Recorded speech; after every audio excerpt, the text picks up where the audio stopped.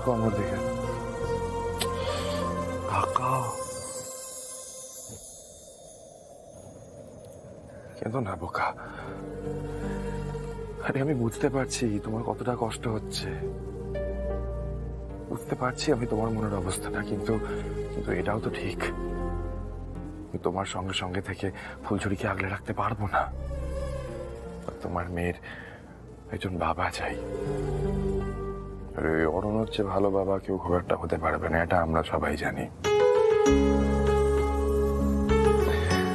আমি কোথাও যাচ্ছি না বোকা, মুখ ফিরিয়ে নিচ্ছি না একেবারে, সব সময় থাকবো তোমার পাশে, তোমার সাথে।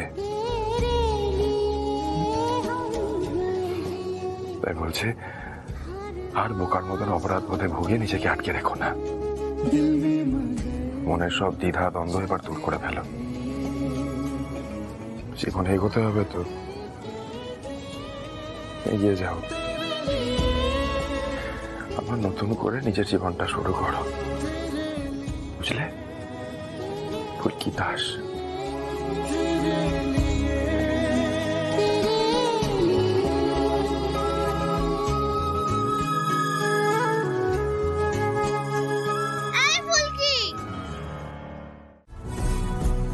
আমরা কিন্তু সবটা একেবারে প্ল্যান মতোই করেছি। তোমরা কিন্তু সবটা প্ল্যান মতো করেছিলে। হ্যাঁ, কে বলেছিল আমাকে আমাদের হাতে সময় নেই, যা করতে হবে ঝড়ের বেগে করতে হবে?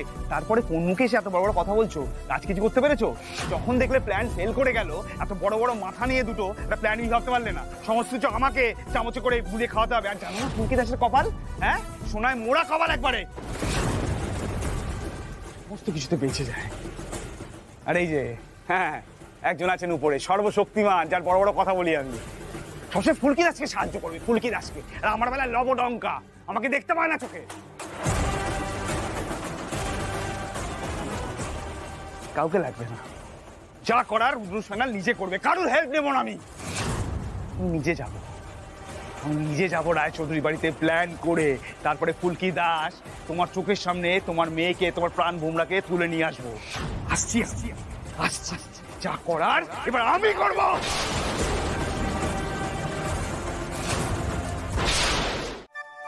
ম্যাডাম বোধহয় এখনো সংকোচেই আছেন, আসবেন তো? কি নাম বলে লোকটার? মদন মণ্ডল। হ্যাঁ, বিখ্যাত কাটাদার। তো লোকটা নিয়ে একটু হেলা টাইপের আছে, আসলে এরকম কাজ কখনো আগে করেনি। ওকে তো কিছু করতে হবে না ইন্দ্র, যা করার এই রুদ্ররূপ সান্যাল নিজে রায়চৌধুরী বাড়িতে ঢুকে করবে। তিওয়ারি আর ইন্দ্র নারায়ণ, লোকটাকে দয়া করে একটু ভালোভাবে বুঝিয়ে দিও, কেমন? দাদা বলছিলাম সেটা আপনি বুঝিয়ে দিলে ভালো হতো না? না গাধা, হতো না। লোকটা একটা ক্যাটারিং কোম্পানি চালায়, আমাকে আনন্দ বাবা হিসেবে চেনে, জানে, মানে। ঠিক আছে ঠিক আছে ঠিক আছে, দেখো লোকটা তো আমার কন্ট্যাক্ট, লোকটাকে আমি বলবো, তুমি আমাকে বলো, আমি পুরোটা বুঝিয়ে দেবো একেবারে। কি করবে কে জানে। যাক, লোকটাকে বলবে যে এখান থেকে একজন সেই দিন কাজে যাবে, এর থেকে বেশি কিছু বলার প্রয়োজন। আর বলবে আমার জন্য একটা ওই ক্যাটারের পোশাক পাঠিয়ে দিতে। আমি আড়াল থেকে সব শুনছি, ডেকে নাও লোকটাকে। কে আছো? মদন মণ্ডলকে নিয়ে আসো।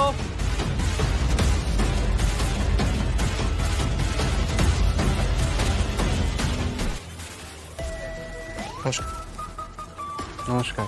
এভাবে টাকার কারণ না কি করতে পারি? একটা বিয়েতে তুমি ক্যাটারিং এর কাজ করছো, ফুলকি দাস আর অরণ্য দাশগুপ্তের বিয়েতে, রাইট? হ্যাঁ, আমি তো করছি ঠিকই। ভেরি গুড, খুব ভালো।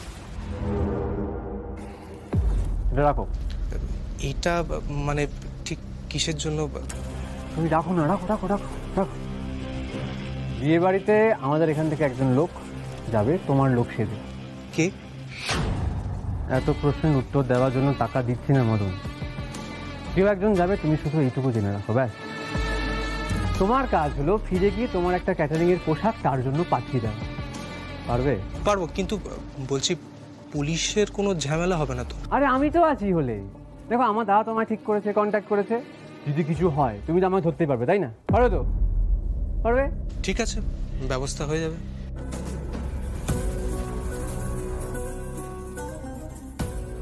ব্যবস্থা হয়ে গেল ফুলকি দাস। মানে রুদ্ররূপ সান্যাল ঢুকছে রায়চৌধুরী বাড়িতে তোমার বিয়ের আসরে। দাঁড়াও দাঁড়াও, আমি দেখছি। কাউকে দেখতে হবে না। এই তো আমরা এসে গেছি।